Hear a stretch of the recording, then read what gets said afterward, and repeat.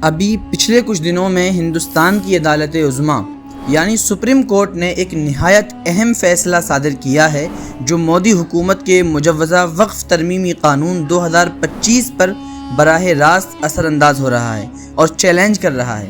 اس فیصلے نے نہ صرف ملک کی سیاسی فضا کو گرم کر دیا بلکہ مسلمانوں اور اقلیتوں میں ایک نئی بحث کو جنم دیا ہے کہ حکومت کا یہ قانون آئینی اور انصاف پر مبنی ہے یا نہیں ہے۔ وقف ایک ایسا اسلامی اصول ہے جس کے تحت کوئی فرد اپنی جائیداد یا اثاثے کو اللہ کے نام پر مذہبی، تعلیمی یا فلاحی مقصد کے لیے وقف کرتا ہے۔ یہ جائیداد پھر کسی فرد یا خاندان کی ملکیت نہیں رہتی بلکہ اسے وقف بورڈ جیسے ادارے کے ذریعے استعمال میں لایا جاتا ہے۔ ہندوستان میں لاکھوں ایکڑوں زمین وقف کے تحت رجسٹرڈ ہیں۔ مودی حکومت کی جانب سے پیش کردہ وقف ترمیمی بل 2025 میں کچھ اہم چیزیں شامل تھیں، جن میں سب سے نمایاں چیزیں یہ تھیں کہ اگر کلیکٹر کی تحقیقات کے دوران کوئی زمین سرکاری معلوم ہو جائے تو اسے وقف نہیں مانا جائے گا۔ دوسری چیز یہ تھی کہ وقف جائیدادوں کو ڈی نوٹیفائی کرنے کا اختیار دیا گیا تھا۔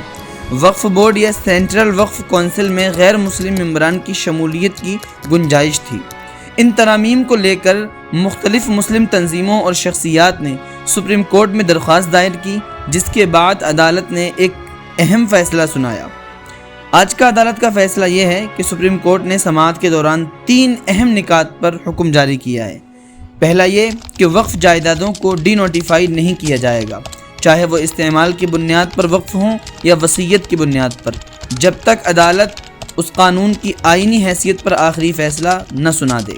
اور وہ صورت جس میں کلیکٹر کے ذریعے سرکاری زمین کو وقف نہ ماننے کا اختیار دیا گیا ہے، فی الحال وہ بھی لاگو نہیں کی جائے گی۔ تیسری چیز کہ وقف بورڈ اور مرکزی وقف کونسل کے تمام ممبران مسلمان ہی ہوں گے، صرف وہ افراد مستثنیٰ ہیں جو عہدے کی بنیاد پر ایکس آفیشیو ممبر بنتے ہیں۔ سپریم کورٹ کے اس عبوری فیصلے کو قانونی اور سیاسی ماہرین ایک ریلیف کے طور پر دیکھ رہے ہیں، خاص طور پر اقلیتوں کے لیے۔ اس سے یہ واضح ہوتا ہے کہ عدالتیں ملک میں توازن برقرار رکھنے کے لیے آزادانہ کردار ادا کر رہی ہیں۔ یہ کیس ابھی مکمل طور پر ختم نہیں ہوا ہے اور عدالت نے صرف عبوری احکامات جاری کیے ہیں، لیکن اس کے باوجود یہ فیصلہ مودی حکومت کے لیے ایک واضح پیغام ہے کہ آئین کے خلاف کوئی قانون عوام پر نہیں تھوپا جا سکتا۔ ملک کے مسلمان اور دیگر اقلیتیں اب عدالت سے حتمی فیصلے کا انتظار کر رہے ہیں۔ اللہ کا شکر ہے کہ مسلمانوں کا پروٹیسٹ کرنا اور احتجاج کرنا اور جگہ جگہ کیس دائر کرنا یہ رنگ لا رہا ہے، اور آپ اسی طرح کوشش کرتے رہیے۔ انشاءاللہ وقف کی زمینیں ہمارے ہی ہاتھوں میں رہیں گی۔ السلام علیکم ورحمۃ اللہ وبرکاتہ۔